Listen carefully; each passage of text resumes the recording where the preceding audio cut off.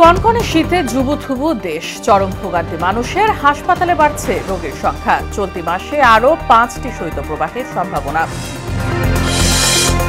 দেশে মোট voter 12,37,00,000। 2রা March চূড়ান্ত তালিকা। বাড়ি বাড়ি গিয়ে হালনাগাদ কার্যক্রম শুরু 20 জানুয়ারি। ক্ষমতায় গেলে সব অসম চুক্তি খতিয়ে দেখবে বিএনপি। ভারতের সঙ্গে অর্থনৈতিক সম্পর্ক বাড়ানোর পক্ষে বিশ্লেষকরা। এবং সরকারের চেয়ে জনগণের শক্তি বেশি বললেন প্রধান উপদেষ্টা। ব্যক্তির পরিবর্তে জনস্বার্থে ব্যবসা করার তাগিদ।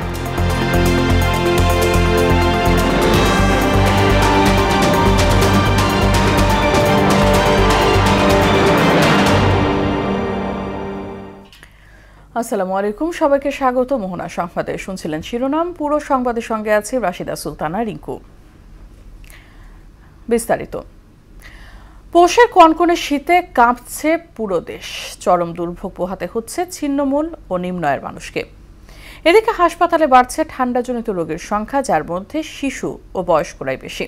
চলতি মাসে 3 থেকে 5টি শৈত্যপ্রবাহ বয়ে যাওয়ার সম্ভাবনা দেখছে আবহাওয়া অফিস। আজ দেশের সর্বনিম্ন তাপমাত্রা রেকর্ড করা হয়েছে চুয়াডাঙ্গায় 9.8 ডিগ্রি সেলসিয়াস।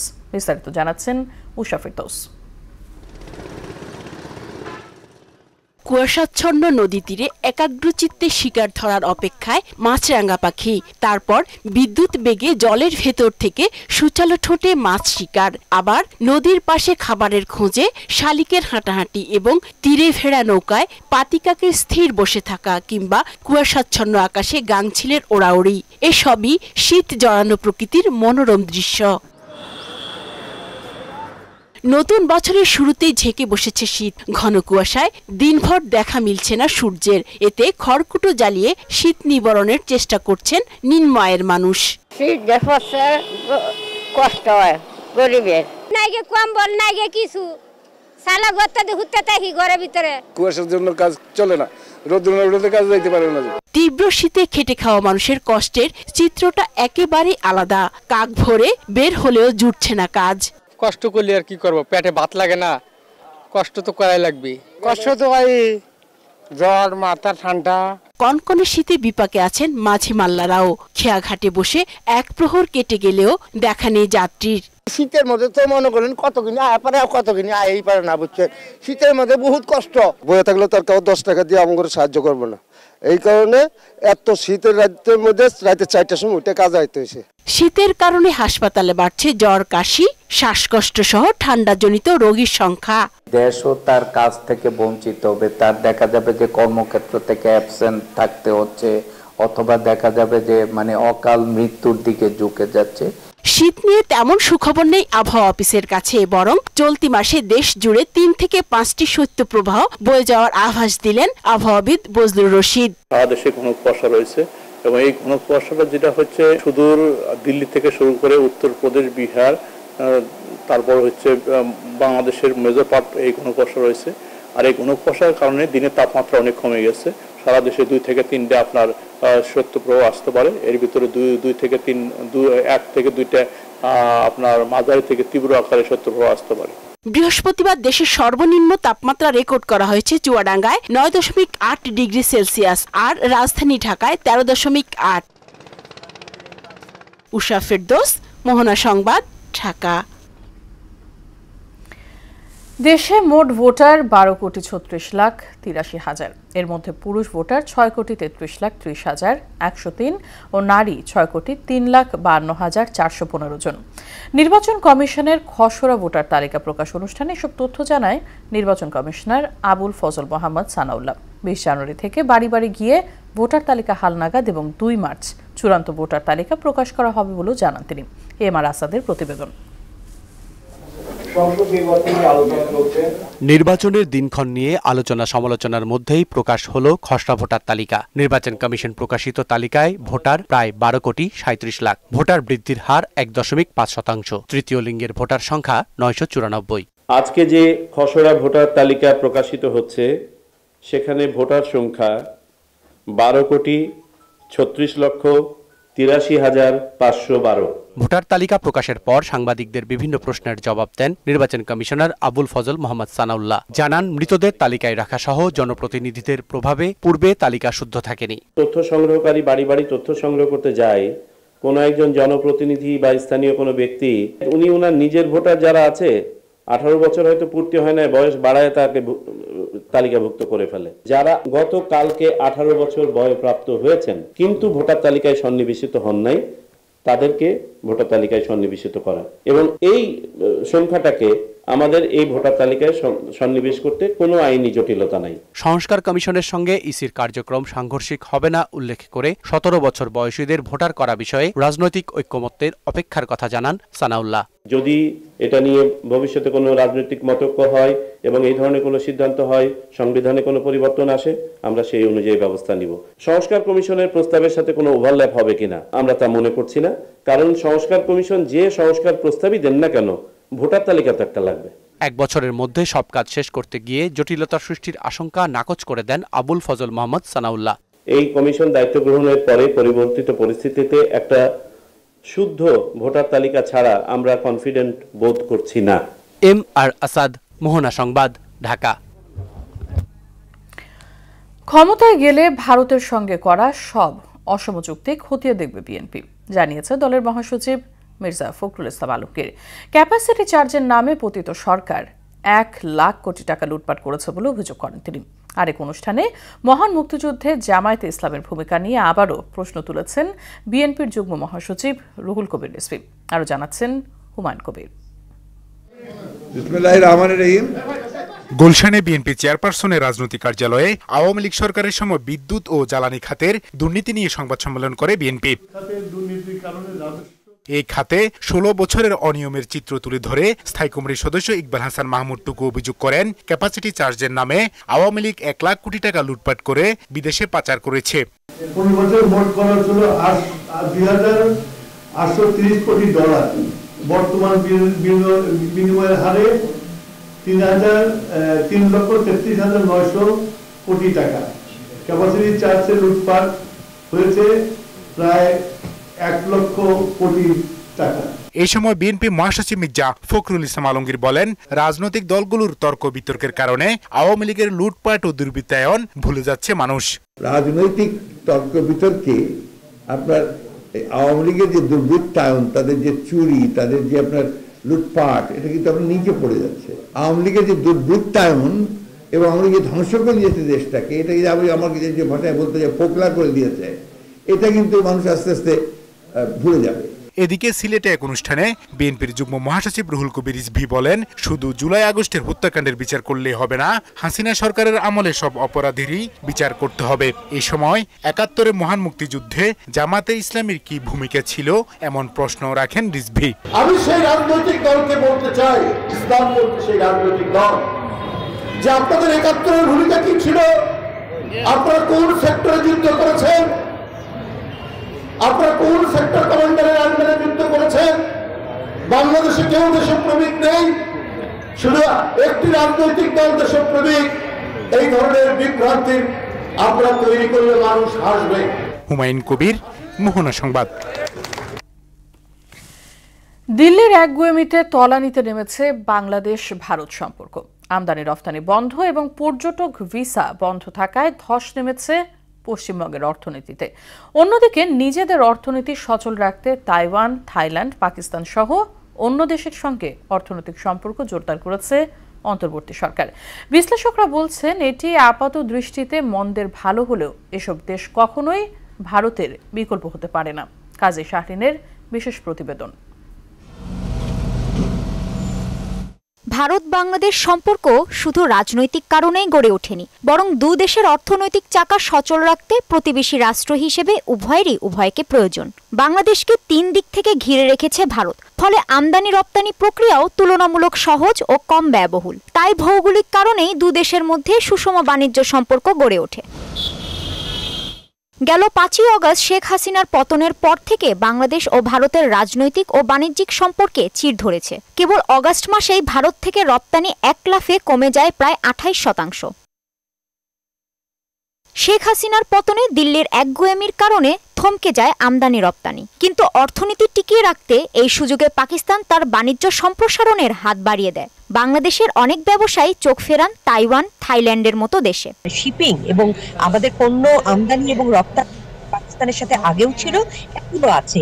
ভারত থেকে পণ্য আমদানি কমে যাওয়ার ফলেই বিকল্প হিসেবে পাকিস্তানকে বেছে নিয়েছে বাংলাদেশ। এমন প্রশ্নের জবাবে এই বিশেষজ্ঞ বলেন, কোনো দেশই অন্যের বিকল্প হতে পারে না। এক্ষেত্রে কিন্তু পাকিস্তান ভারতের বিকল্প হিসেবে নয়। আমাদের যে বাস্তবতা, ভারত আমাদের তিন দিকে আছে, আমাদের অনেক পণ্যই ভারত থেকে আমদানি করাটা সহজ হয়। পর্যটক ভিসা বন্ধের ফলে বাংলাদেশের চেয়ে বেশি লোকসানে পড়েছে ভারত। পর্যটকের অভাবে তলানিতে নেমেছে পশ্চিমবঙ্গের হোটেল মোটেল ব্যবসা। ক্রেতা সংকটে হাত গুটিয়ে বসে থাকতে হচ্ছে নিউ মার্কেট সহ আশেপাশের বিপণী বিতান মালিকদের। কলকাতা, যেটাকে মিনি বাংলাদেশ বলা হয়, সেটা কিন্তু কার্যত এখন অনেকটাই তাদের ইকোনমিক অ্যাক্টিভিটিস এফেক্টেড হচ্ছে।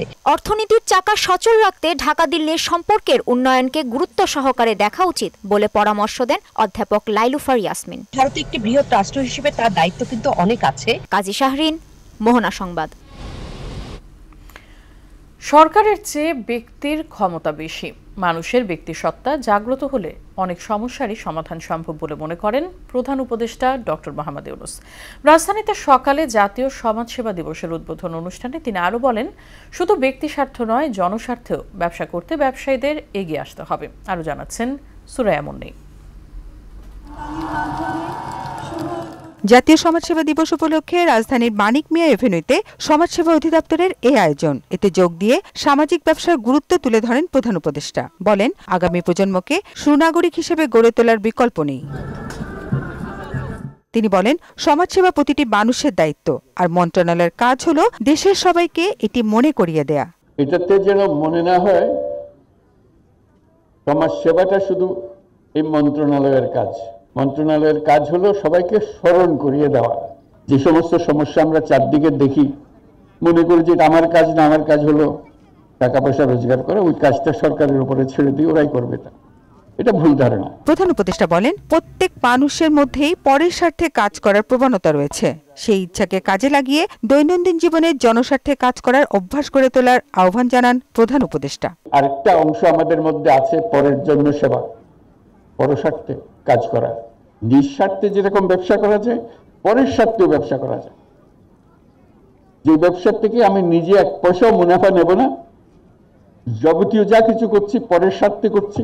তিনি বলেন, সরকারের চেয়েও মানুষের শক্তি বেশি। এই শক্তি কাজে লাগিয়ে দেশকে এগিয়ে নিতে ব্যক্তি পর্যায়ে সবাইকে এগিয়ে আসার আহ্বান জানান ডক্টর ইউনূস। মানুষের ক্ষমতা প্রচন্ড শক্তি। আমরা সবাই যদি অল্প অল্প করে সেই নিঃস্বার্থে সঙ্গে সঙ্গে পরস্বার্থের কাজটাও করতে পারতাম, তাহলে আমাদের কোনো সমস্যা আর এদিকে তাকাতে হতো না, কারণ মুখাপেক্ষি হতে হতো। সুরাইয়া মুন্নী, মোহনা সংবাদ, ঢাকা। আমরা নিজেরাই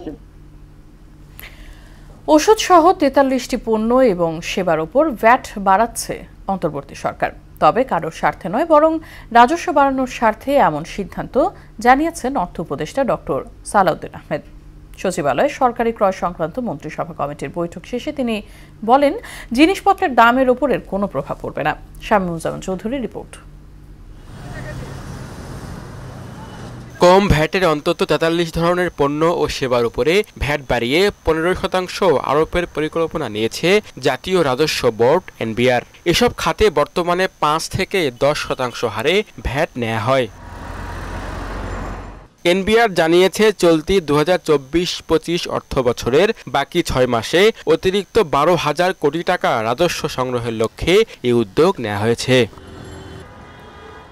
এ নিয়ে সচিবালয়ে সাংবাদিকদের কাছে বিস্তারিত তুলে ধরেন অর্থ উপদেষ্টা সালেউদ্দিন আহমেদ। একই সঙ্গে কোন কোন খাতে নতুন এই ভ্যাট আরোপ হতে পারে সে বিষয়েও ধারণা দেন তিনি। ৩ তারকার উপরে যে রেস্টুরেন্টগুলো, কেউ যদি আপনার একটা ফিক্সড অ্যামাউন্ট টাকা খেতে বসে 10 টাকা যোগ হবে, আমার এটা কোনো মনোবেদনার কারণ হওয়া। এই সমস্ত আর্গুমেন্ট ঠিক এসে ঠেকে না। টার্নওভার 50 লাখ টাকার উপরে তারাই খালি এটার মধ্যে আসবে, আর অন্য কোনো ব্যবসা তো এটার মধ্যে আসছে না। যারা বিমানে চড়ে তারা 200 টাকা বেশি দিতে পারবে না বলে মনে হয়। পৃথিবীর কোনো দেশই কিন্তু এখন ইভেন নেপাল ধরেন, ভুটান, এত লো ট্যাক্স কোথাও নাই। অর্থ উপদেষ্টা বলেন, ৪৩টি পণ্যে ভ্যাট বৃদ্ধিতে নিত্য পণ্যের দামে নেতিবাচক প্রভাব পড়বে না। আমাদের ওয়েটটা ইন্ডিকেটরস গুলো হলো চাল ডাল এইগুলো আপনারা জানেন, আমরা যেসব জিনিসের দাম বাড়িয়েছি ওগুলোর ভেরি ইনসিগনিফিক্যান্ট পার্ট অফ আমাদের ইনফ্লেশন বাজেট। শিক্ষা, স্বাস্থ্য, অন্যান্য আইটি খাতে আমরা কোনো অ্যালোকেশন কমাবো না, বরং আমরা বৃদ্ধি করব। রাষ্ট্রপতির অনুমোদন পেলে শিগগিরই এই বিষয়ে অধ্যাদেশ জারি করবে জাতীয় রাজস্ব বোর্ড এনবিআর। শামীমুজ্জামান চৌধুরী, মোহনা সংবাদ, ঢাকা। দেশবিরোধী ষড়যন্ত্র রুখে দিতে রাষ্ট্রীয় প্রতিষ্ঠানগুলো থেকে আওয়ামী লীগ দোসরদের দ্রুত অপসারণের দাবি জানিয়েছেন বিএনপির ক্রীড়া বিষয়ক সম্পাদক আমিনুল হক। আওয়ামী লীগ প্রেতাত্মারা এখনও ভারতীয় কিছু গণমাধ্যমকে ব্যবহার করে দেশকে অস্থিতিশীল করার চেষ্টা করছে বলে অভিযোগ করেন তিনি। বিকেলে গুলশানে বিএনপির এক সমাবেশে আমিনুল হক এসব কথা বলেন। আরও জানাচ্ছেন হুমায়ুন কবির। মাদক, সন্ত্রাস, চাঁদাবাজ ও পতিত স্বৈরাচারের দেশ বিরোধী ষড়যন্ত্রের বিরুদ্ধে গুলশান বনানী ভাষানটেক ক্যান্টনমেন্ট থানা বিএনপি ও অঙ্গ সংগঠনের আয়োজনে এই সমাবেশে প্রধান অতিথি হিসেবে অংশ নেন ঢাকা মহানগর উত্তর বিএনপির আহ্বায়ক আমিনুল হক সহ অন্যান্য নেতারা। বিগত দিনে আওয়ামী লীগ সরকারের নির্যাতন তুলে ধরে সব ষড়যন্ত্রের বিরুদ্ধে সবাইকে ঐক্যবদ্ধ থাকার আহ্বান জানান মহানগর নেতারা। তারেক রহমান সাহেব যখন যে দায়িত্ব দিবেন, যে আন্দোলনের কর্মসূচি দিবেন, সেটা আমরা বাস্তবায়ন করব। আগামী দিনের সমস্ত বাসায় বাসা দিয়ে মানুষকে উদ্বুদ্ধ করে ভোট কেন্দ্রে নিয়ে এসে সবাইকে ভোট দিয়ে বিএনপিকে ক্ষমতা আনতে হবে। বিএনপি ক্ষমতা আসার পর যারা রক্ত দিয়েছে দেশের জন্য, তাদের প্রতিটি রক্তের ফোঁটার বিচার করা হবে ইনশাআল্লাহ। এই সময় ঢাকা মহানগর উত্তর বিএনপির আহ্বায়ক আমিনুল হক অভিযোগ করেন, আওয়ামী লীগ জনগণ থেকে বিচ্ছিন্ন হয়ে জোর করে ক্ষমতা থাকতে গিয়ে রাষ্ট্রীয় প্রতিষ্ঠানগুলোকে ধ্বংস করেছে। স্বৈরাচার 17 বছর ধরে আমরা দেখেছি তারা কিভাবে বাংলাদেশের মানুষের উপরে জুলুম, নির্যাতন, নিপীড়ন চালিয়েছে। সব জায়গাতে এই স্বৈরাচার শেখ হাসিনা সরকার এমন ভাবে দলীয়করণ করেছে যে রাষ্ট্রের প্রত্যেকটি রাষ্ট্রীয় প্রতিষ্ঠান আজকে ধ্বংসস্তূপে পরিণত হয়েছে। বিভিন্ন রাষ্ট্রীয় প্রতিষ্ঠানে আওয়ামী লীগের দোসরা দেশ বিরোধী ষড়যন্ত্র করছে উল্লেখ করে তাদেরকে অপসারণের দাবিও জানান তিনি। এই অন্তর্বর্তীকালীন সরকার তাদের কাছে আমাদের যে আহ্বান, আপনারা সেই আওয়ামী লীগের যে দোসররা এখনো বিভিন্ন আনাচে কানাচে ঘুরে বেড়াচ্ছে, বিভিন্ন রাষ্ট্রীয় প্রতিষ্ঠানে বসে আছে, তাদেরকে নির্মূল করেন, তাদেরকে আইনের আওতায় এনে তাদের বিচার করেন। বিএনপিতে কোনো অনুপ্রবেশকারী, সন্ত্রাস, চাঁদাবাজ ও লুটতরাজের ঠাঁই নেই বলেও সাফ জানিয়ে দেন আমিনুল হক। বিএনপিতে কোনো অনুপ্রবেশকারীর কোনো স্থান নাই, কোনো ষড়যন্ত্রকারী কোনো স্থান নাই, কোনো স্বৈরাচারের স্থান নাই। হুমায়ুন কবির, মোহনা সংবাদ, ঢাকা। বাজারে নতুন মডেলের ওয়াইফাই রাউটার এনেছে ওয়ালটন। গাজীপুরের চন্দ্রায় ওয়ালটন হেডকোয়ার্টার্স পরিদর্শনের সময় নতুন রাউটারটির উদ্বোধন করেন বিটিআরসির চেয়ারম্যান অবসরপ্রাপ্ত মেজর জেনারেল মোহাম্মদ এমদাদুল বারী। এ সময় অন্যান্যর মধ্যে উপস্থিত ছিলেন বিটিআরসির কমিশনার অবসরপ্রাপ্ত ব্রিগেডিয়ার জেনারেল ইকবাল আহমেদ এবং মাহমুদ হোসেন। বক্তারা বলেন, তরঙ্গ ব্র্যান্ডের প্যাকেজিংয়ে রাউটারটির প্রধান আকর্ষণ ডুয়াল ব্র্যান্ড প্রযুক্তি, আর ব্যবহার করা হয়েছে দ্রুতগতির 5 গিগাহার্জ ব্যান্ডে অ্যাডভান্স পারফর্মিং টেকনোলজি। পরে বিটিআরসির প্রতিনিধি দল ওয়ালটন হেডকোয়ার্টার্স ঘুরে দেখেন এবং সন্তোষ প্রকাশ করেন। দেশের বাইরের খবর। বিএসএফ দিয়ে ভারতের কেন্দ্রীয় সরকার পশ্চিমবঙ্গকে অস্থিতিশীল করার চেষ্টা করছে, এমন অভিযোগ করেছেন পশ্চিমবঙ্গের মুখ্যমন্ত্রী মমতা বন্দ্যোপাধ্যায়। এ সময় ঢাকার সঙ্গে পশ্চিমবঙ্গের কোনো শত্রুতা নেই বলেও জানান তিনি। এদিকে মাত্র 1 ঘন্টায় বাংলাদেশ দখলের হুমকি দিয়েছে ভারতের নাগা সাধুরা। তাদের এমন মন্তব্য সামাজিক ও রাজনৈতিক অঙ্গনে তীব্র প্রতিক্রিয়া সৃষ্টি করেছে। কাজী শাহরিনের ডেস্ক রিপোর্ট। ভারতীয় সীমান্তরক্ষী বাহিনী বিএসএফ দিয়ে কেন্দ্রীয় সরকার পশ্চিমবঙ্গকে অস্থিতিশীল করার চেষ্টা করছে বলে অভিযোগ করেছেন রাজ্যটির মুখ্যমন্ত্রী মমতা বন্দ্যোপাধ্যায়। অনুপ্রবেশের এই ঘটনাকে দেশটির ক্ষমতাসীন ভারতীয় জনতা পার্টির নেতৃত্বাধীন সরকারের একটি নীল নকশা বলেও অভিহিত করেন তিনি। বিএসএফ বাংলাদেশিদের অনুপ্রবেশের অনুমতি দেওয়ার পাশাপাশি নারীদের ওপর নির্যাতন চালাচ্ছে বলেও অভিযোগ করেন পশ্চিমবঙ্গের মুখ্যমন্ত্রী। বিএসএফ নিয়ে ভারতের কেন্দ্রীয় স্বরাষ্ট্রমন্ত্রী অমিত শাহর মন্তব্য করার কয়েক সপ্তাহ পর বৃহস্পতিবার রাজ্যের প্রশাসনিক এক বৈঠকে মমতা এসব অভিযোগ আনেন। বিএসএফ এর সাথে অ্যাডজাস্ট করে এখানে গুন্ডা পাঠিয়ে দেওয়া হচ্ছে, বর্ডার দিয়ে খুন করছে, চলে যাচ্ছে, এই রকম লোক পাঠানো হচ্ছে। এ সময় তিনি দাবি করেন, প্রতিবেশী বাংলাদেশের সঙ্গে পশ্চিমবঙ্গের সুসম্পর্ক রয়েছে, এই ধারা বজায় থাকবে এমন আশাবাদ জানান মমতা। আমাদের তো দুই বাংলার মধ্যে আমাদের কোনো খারাপ সম্পর্ক নেই, চিরকালই আমরা এক ভাষায় কথা বলি, এক ভাষায় পথ চলি। এদিকে মাত্র 1 ঘন্টা সময় পেলেই বাংলাদেশ দখল করে নেয়ার হুমকি দিয়েছে ভারতের নাগা সাধুরা। নতুন বছরের প্রথম দিনেই ভারতের গঙ্গাসাগর মেলায় সাধুরা এমন হুমকি দেয়। এ ধরনের উস্কানিমূলক বক্তব্য সামাজিক ও রাজনৈতিক অঙ্গনে তীব্র প্রতিক্রিয়ার সৃষ্টি করেছে। কাজী শাহরিন, মোহনা সংবাদ। শেষ করব সংবাদ, তবে যাবার আগে শিরোনামগুলো আরো একবার।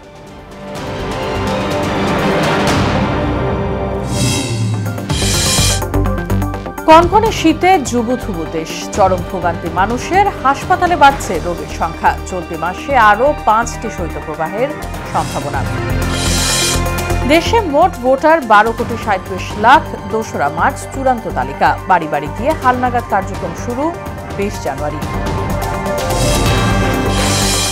ক্ষমতায় গেলে সব অসম চুক্তি খতিয়ে দেখবে বিএনপি, ভারতের সঙ্গে অর্থনৈতিক সম্পর্ক বাড়ানোর পক্ষে বিশ্লেষকরা। এবং সরকারের চেয়ে জনগণের শক্তি বেশি বললেন প্রধান উপদেষ্টা, ব্যক্তির পরিবর্তে জনস্বার্থে ব্যবসা করার তাগিদ।